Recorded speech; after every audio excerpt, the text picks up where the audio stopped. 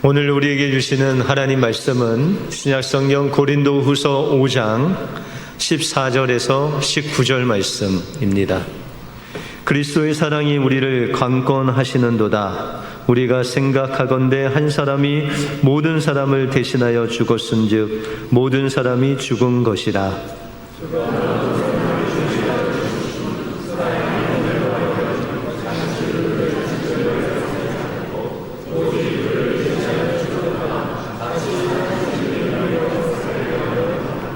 그러므로 우리가 이제부터는 어떤 사람도 육신을 따라 알지 아니하노라. 비록 우리가 그리스도도 육신을 따라 알았으나 이제부터는 그같이 알지 아니하노라.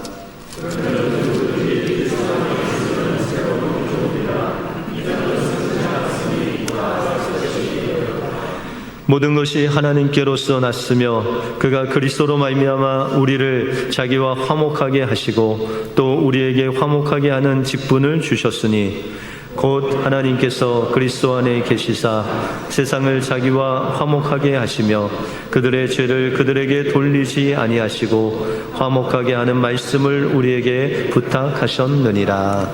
아멘.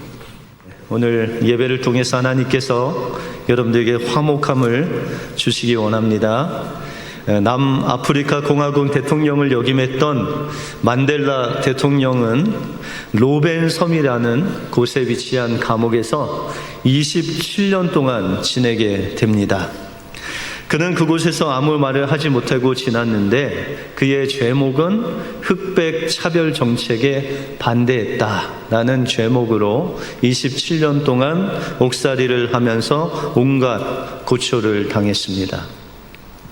그는 24시간 동안 간수 3명이 3교대를 하면서 그를 감시하고 그들에게 어려움을 주고 또 힘든 작업을 시켰습니다. 그리고 출소 후에 그가 남아프리카 공화국의 대통령이 되었습니다. 그는 대통령 취임식 날 전 세계 많은 축하 사절단과 함께 축하를 받고 그들에게 한 사람 한 사람 인사를 합니다. 이렇게 와주셔서 영광입니다. 여러분들의 은혜에 감사합니다. 라고 인사를 했습니다.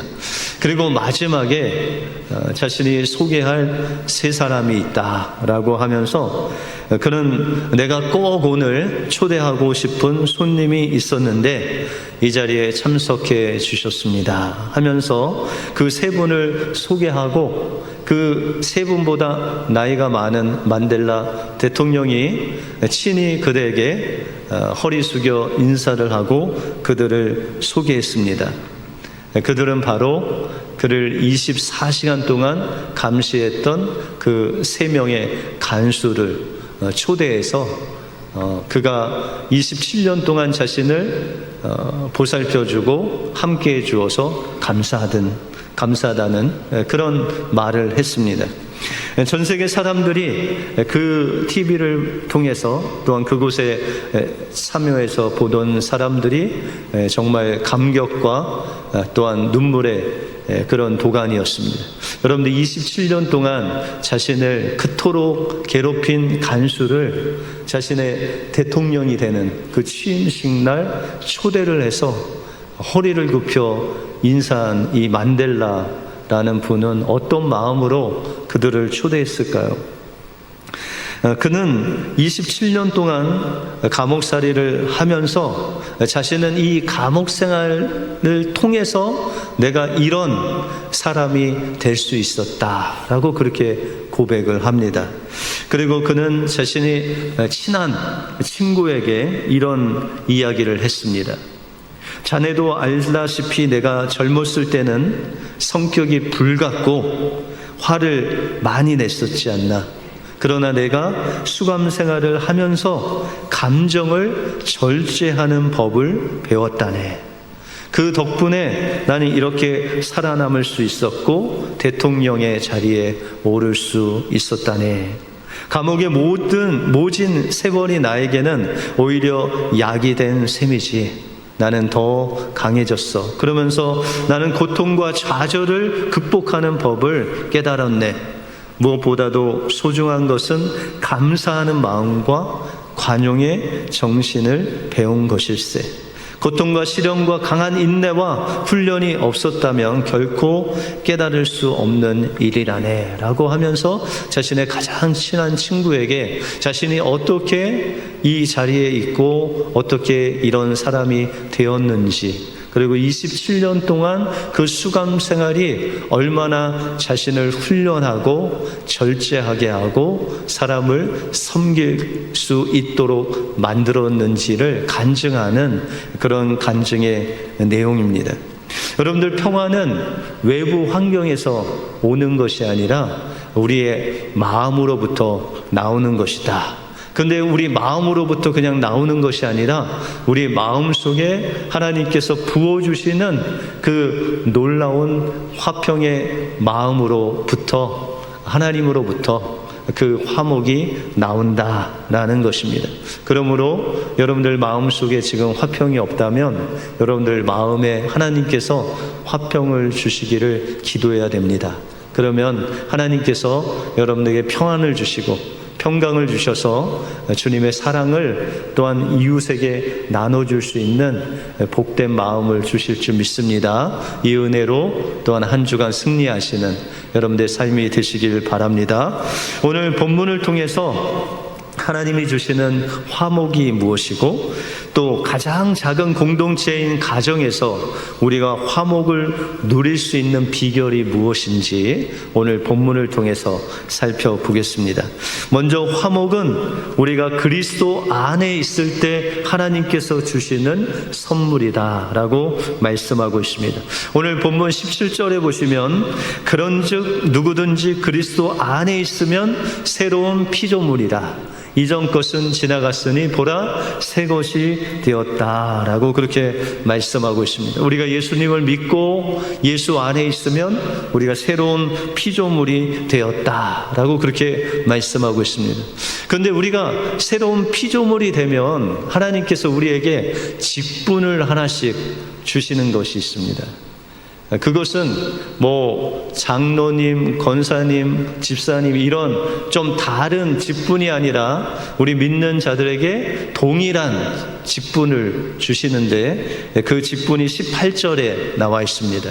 모든 것이 하나님께로부터 났으며 그가 그리스도로 말미암아 우리를 자기와 화목하게 하시고 또 우리에게 화목하게 하는 직분을 주셨으니, 이것은 다른 특별한 사람들에게 주신 것이 아니라 우리 그리스도 안에 있는 새로운 피조물이 된 여러분들에게 하나님께서 직분을 주셨는데 그 직분이 바로 화목하게 하는 직분을 여러분들에게 주셨다. 여러분들 피스메이커로 하나님이 만드셨다라고 그렇게 말씀하고 있습니다.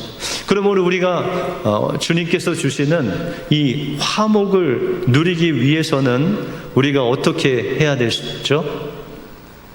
오늘 17절에 보시면 우리가 새로운 피조물이 되면 화목하게 하는 직분을 받을 수 있고 그 화목을 누릴 수 있는데 그 새로운 피조물이 되는 방법은 바로 그리스도 안에 있으면 우리가 새로운 피조물이 되고 화목하게 하는 직분을 받을 수 있다. 여러분들 화목을 원하시죠? 가정의 화평을 원하시죠? 그리스도 안에 거하시면 됩니다. 그래서 누가복음 15장에 보시면 여러분들이 잘 아시는 탕자가 나오죠. 탕자가 아버지의 재산을 자기 거를 달라고 해서 먼 나라에 가서 그걸 다 탕진하고 깨달은 것이 하나 있었습니다. 그것은 바로 아버지 집에는 풍성한 양식을 누리는 품꾼이 많고 풍성한 양식이 있다라는 것을 그제서야 깨달았습니다. 그리고 그가 누구에게 돌아가요? 아버지에게 돌아갑니다. 여러분들, 이 탕자가 변한 것은 무엇일까요? 그가 아버지의 재산을 다 탕진하고 아버지께 돌아와서 그에게 변화된 것이 있었습니다. 그것은 바로 자신이 누구인지를 알았습니다. 나는 아버지의 아들이구나. 그리고 내가 아버지 밑에서 이렇게 순종하며 사는 것이 축복이구나라는 것을 그가 깨달았다라는 것이죠. 여러분들, 그리스도 안에 있다는 것은 바로 탕자가 깨달은 이 우리의 아버지 되신 하나님 안에 거하는 것이 무엇이냐라는 것이죠. 하나님 안에 있으면 내가 누구인지를 알게 된다라는 것이죠. 예전에는 내가 주인 노릇하고 내가 왕 노릇하고 내 맘대로 살았던 내가 아닌 이제 하나님 아버지 안에 들어와 보니 이제 나의 주인은 하나님 아버지시고, 또한 이제 내가 화목하게 주님 안에서 사는 그 비결은 바로 하나님의 다스림을 받으며 살 때만이 바로 하나님께서 주시는 화목을 누릴 수 있구나라는 것을 깨닫게 되었다라는 것입니다. 여러분들, 이제 그리스도 안에 우리가 거하여 하나님의 자녀가 되어면 이제 우리의 삶 속에서 변화되는 것이 있습니다. 그것은 바로 우리의 삶의 목적이 변화된다라는 것입니다. 여러분들 15절에 보시면 그가 모든 사람을 대신하여 죽으심은 살아있는 자들로 하여금 다시는 그들 자신을 위하여 살지 않고 오직 그들을 대신하여 죽었다가 다시 살아나신 이를 위하여 살게 하려 함이라 라고 말씀하고 있습니다. 여러분들, 우리가 그리스도 안에서 새로운 피조물의 특징은 뭐냐면 나를 위해서 사는 자가 아니라 그리스도를 위하여 사는 자가 되었다. 나의 인생의 목적은 주님의 영광을 위해서 사는 자가 되었다라는 것이죠. 그러면 여러분들 인생에 있어서 가장 중요한 게 무엇일까요? 그 중에 하나가 결혼이죠. 여러분들, 결혼을 하면 하나님께서 이 세상에 만드신 가장 작은 공동체, 그러나 하나님께서 최초로 만드신 공동체가 만들어지는데 그것이 가정이다라는 것이죠. 근데 요즘 이 가정이 결혼하는 사람도 많이 줄었을 뿐더러 결혼하고 이혼하는 그런 이혼율도 많이 높아졌습니다. 근데 여러분들, 주된 이혼의 사유를 보면 그 통계를 보면 첫 번째가 성격 차이다, 두 번째가 경제 문제, 세 번째가 배우자 부정, 네 번째가 가족 간 불화 등으로 나타납니다. 근데 흥미롭게 어떤 기관에서 이 이혼율과 남편 소득과 무슨 관계가 있는지 4,004쌍의 그런 부부를 향해서 설문조사를 했습니다. 만약에 자신의 남편이 직업이 없으면, 다시 말해서 백수면은 여러분들은 어떻게 하겠냐? 그랬더니 그 설문조사에서 92%가 이혼하겠다, 그렇게 나왔습니다. 백수분들은 조심하십시오. 그런데 그 남편의 수입이 300만 원, 한국 돈으로 300만 원이다. 근데 이혼율이 어떻게 됐을까요? 33%로 낮아졌습니다. 그리고 마지막으로 1,000만 원 이상 고소득인 남편이 있을 때 이혼율은 몇 퍼센트가 나왔을까요? 0%가 나왔답니다. 설문조사에. 그러니까 1,000만 원 이상만 벌면 이혼당할 염려가 없다. 그죠? 그런데 여러분들, 이렇게 따지면은 여러분들 결혼의 어떤 목적이 뭐예요? 경제적인 이유가 가장 큰 거잖아요. 그래서 가정에 어려움이 있는 겁니다. 여러분들, 유명한 목회 상담가인 로렌스 클랩 박사가 평생을 이 부부 상담을 했답니다. 결혼하신 분 중에 또 고민이 있거나 그런 상담을 했는데, 그 많은 사람들을 상담을 한 결과 그가 고백하기를 많은 가정이 결혼의 목적을 분명히 모른 채 살아가고 있다. 그것이 결혼한 사람들의 문제다라고 그렇게 이야기를 합니다. 여러분들, 결혼의 목적이 뭘까요? 결혼의 목적? 결혼의 목적은 그가 이야기하기를 섬기는 것이다. 그러면 아내가 남편을 섬겨야 될까요? 남편이 아내를 섬겨야 될까요? 집에 누가 빨리 오든지 밥을 아무나 하면 되죠? 네. 그분 이야기는 서로 섬기는 것, 그것이 결혼의 목적이다 라고 그렇게 이야기를 합니다. 여러분들 에베소서에도 보시면 하나님도 말씀하시죠.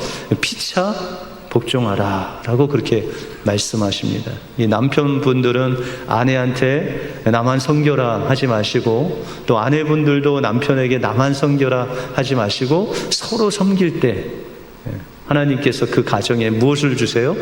화목을 주신다라는 것입니다.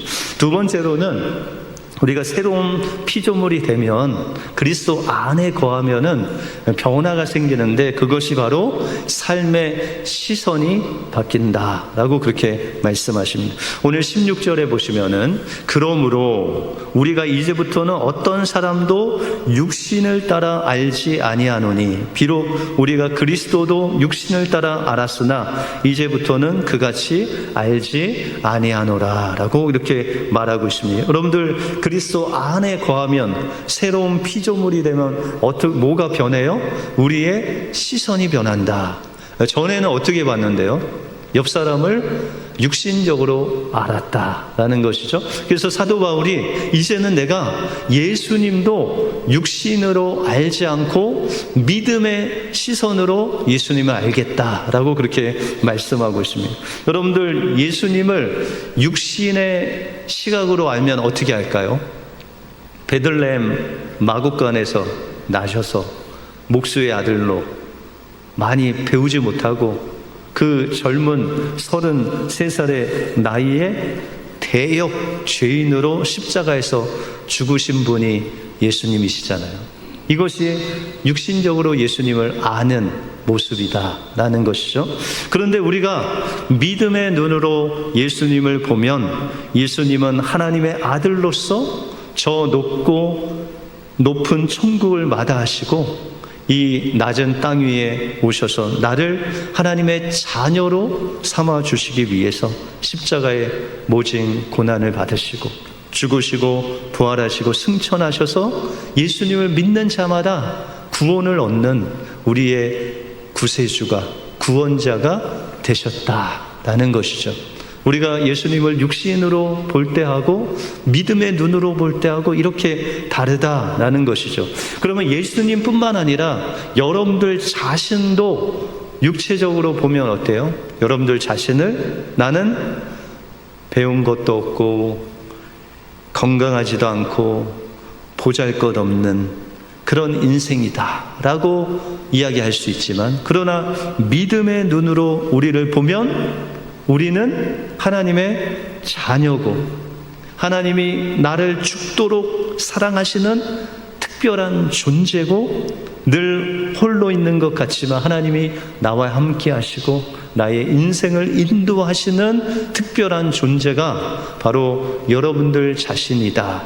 그게 어떤 시선으로? 믿음의 시선으로 보면 내가 그렇게 특별한 존재다라는 것이죠.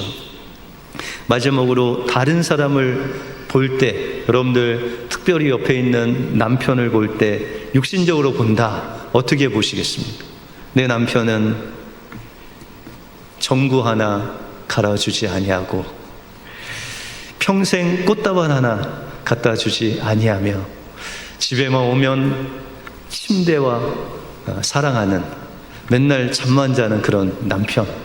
육신적인 눈으로 보면 그렇죠. 그런데 여러분들, 믿음의 눈으로 여러분들의 남편을 보면 어떻죠?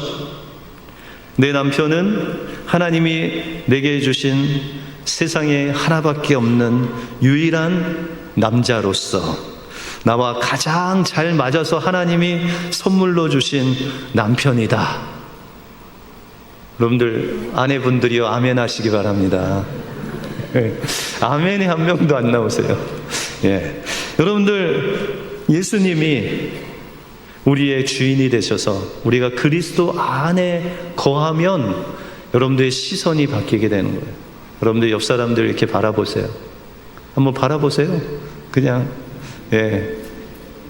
육신적으로 보지 마시고 믿음의 시선으로 특별한 존재로 나에게 주신 유일한 성도의 모습으로 볼 때 하나님께서 무엇을 주신다고요? 화목을 주셔서 우리가 화목의 직책을 감당하는 복된 심령으로 만들어 주실 줄 믿습니다. 이 은혜로 날마다 주님 안에서 주님께서 주신 인생의 목적과 믿음의 시선으로 화목을 이루시는 여러분들의 삶이 되시길 주님의 이름으로 축원드립니다. 다음으로 화목은 하나님이 주신 가장 작은 공동체인 가정에서 시작됩니다.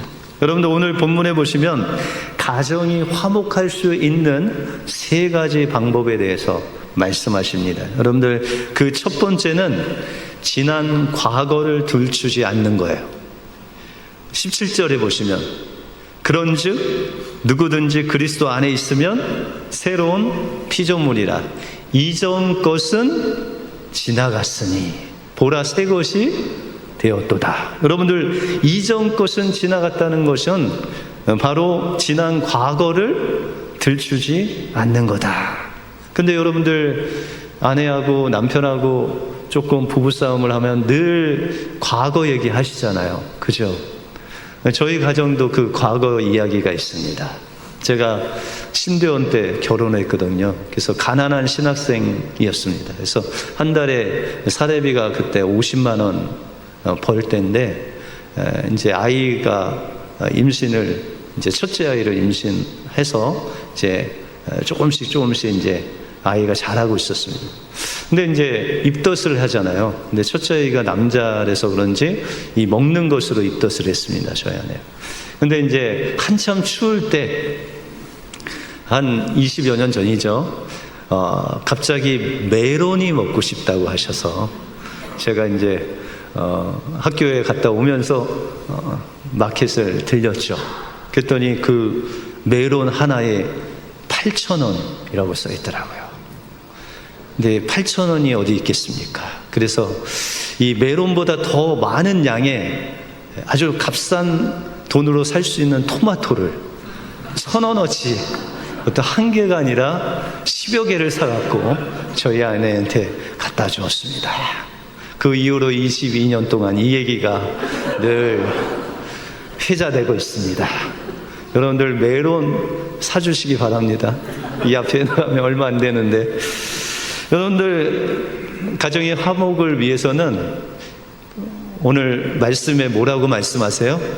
이전 것은 지나갔으니 보라 새 것이 되었도다. 과거의 일을 들추지 마시고 이제 과거 일을 싹 잊어버리시고 이제 새롭게 이제 되어지는 것만 이야기하시면 여러분들 가정에 화평이 온다라고 말씀하고 있습니다.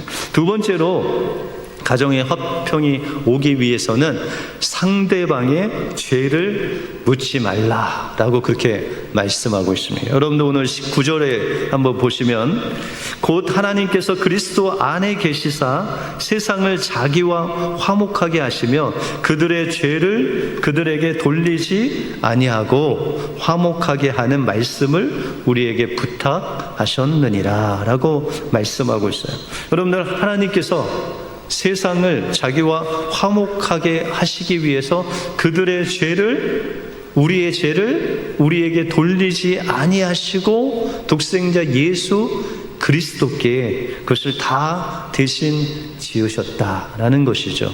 여러분들 예수님도 십자가의 상에서 자신을 그 창으로 또 못으로 박는 그들 향해서 뭐라고 말씀하셨어요? 하나님 저들의 죄를 저들에게 돌리지 마옵소서. 저들이 하는 것을 저들이 알지 못합니다. 저들의 우리의 모든 죄악을 우리에게 돌리지 아니하시고 친히 십자가에 우리의 죄를 주님께서 담당하셨다라는 것이죠.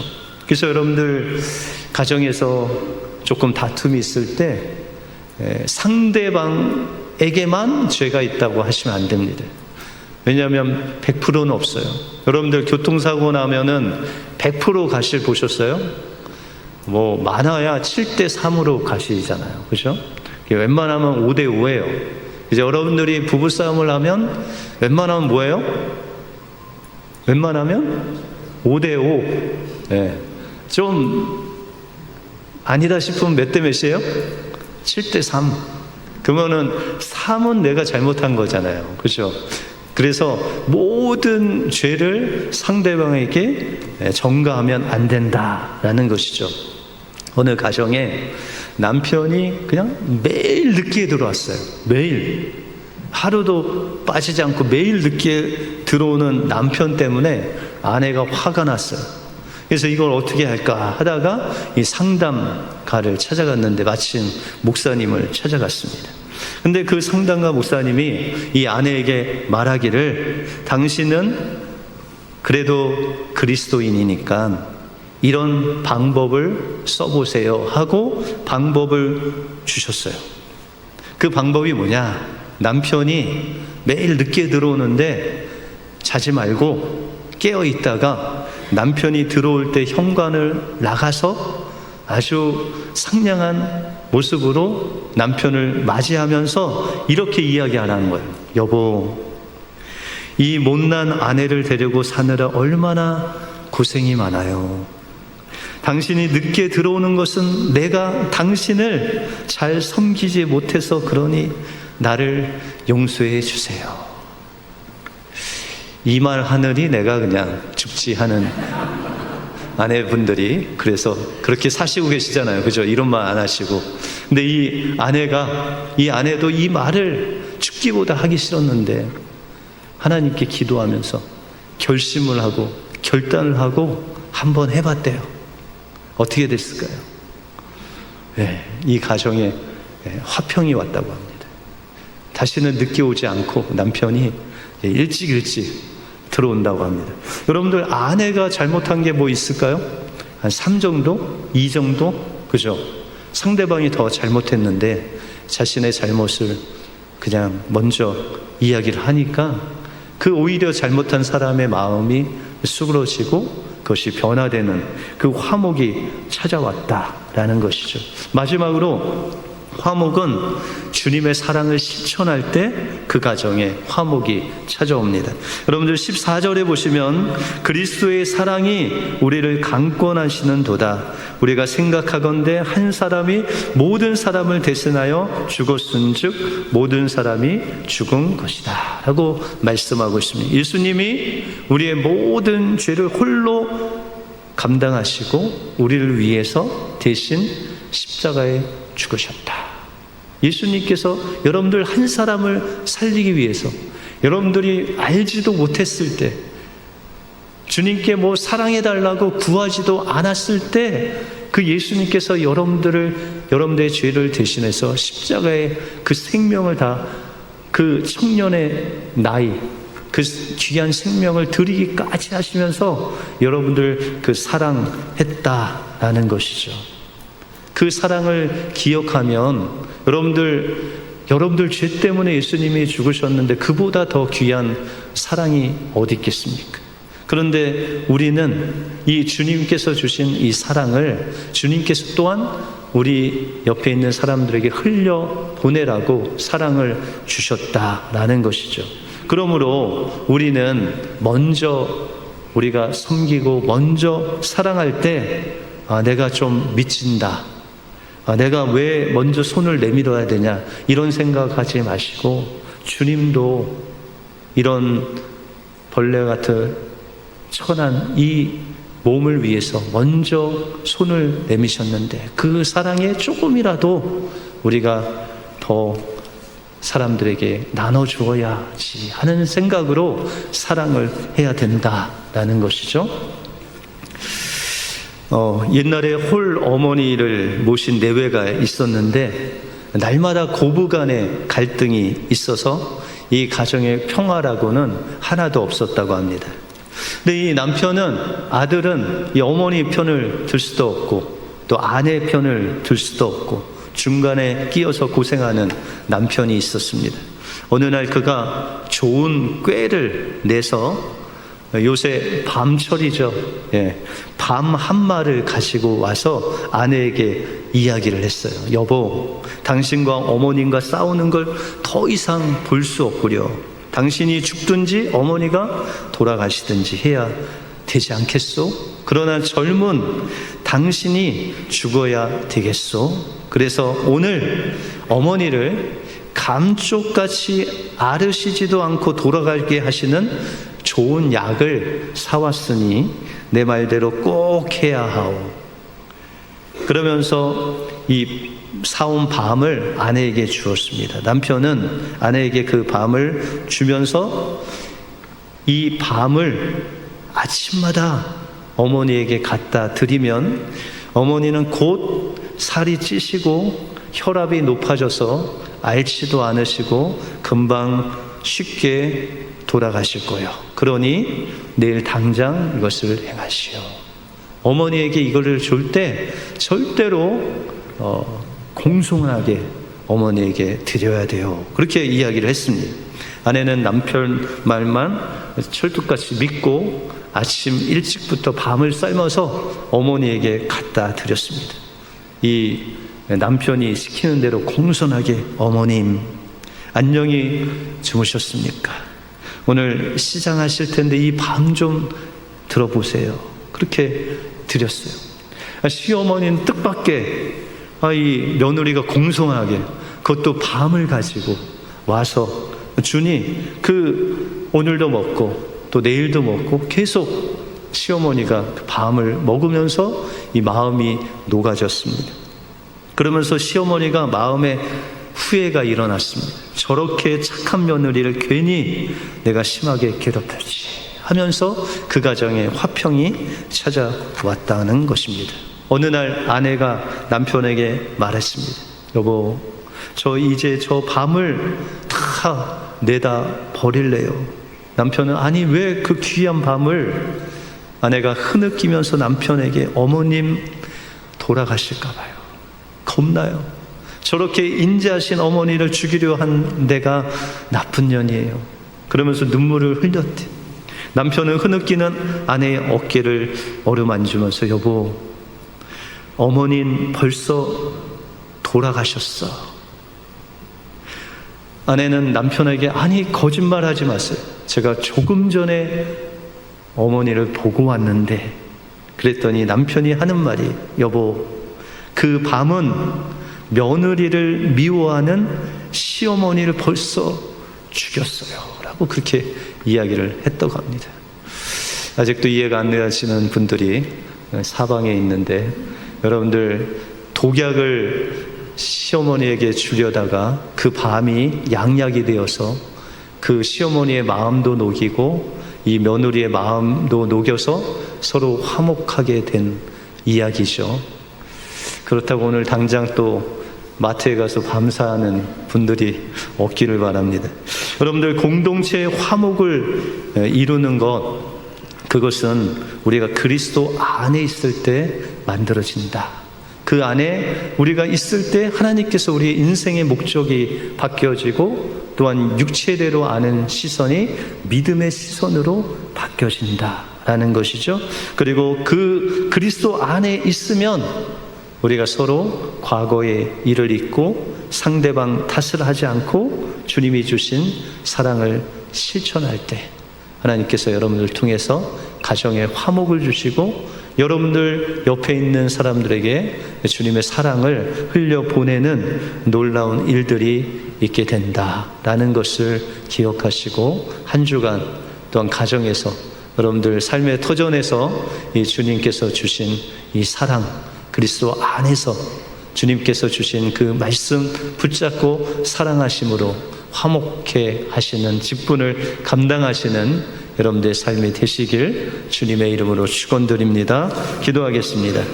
하나님 감사합니다. 오늘 말씀을 통해서 우리 공동체를 화목으로 세우는 놀라운 방법을 알려주심을 감사합니다. 우리가 그리스도 예수 안에서 인생의 목적이 온전히 주님으로 삼고 주님을 육체대로 알지 않고 우리가 믿음으로 주님을 알고 내 자신을 알고 다른 사람을 알 때 하나님께서 그 안에 화목을 주실 뿐만 아니라 우리가 남의 탓을 하지 않고 남의 과거를 들추어내지 아니하고 주님의 주신 사랑으로 서로 먼저 섬기고 사랑할 때 하나님께서 우리 마음속에 화목으로 찾아오시고 우리의 가정과 또 우리 교회와 우리가 만나는 모든 사람들에게 화목을 전하는 화목의 직분을 감당하는 우리 은혜교회 모든 성도들 되게 하여 주시옵소서. 모든 것 주님께 감사드리오며 예수 그리스도 이름으로 기도하옵나이다. 아멘.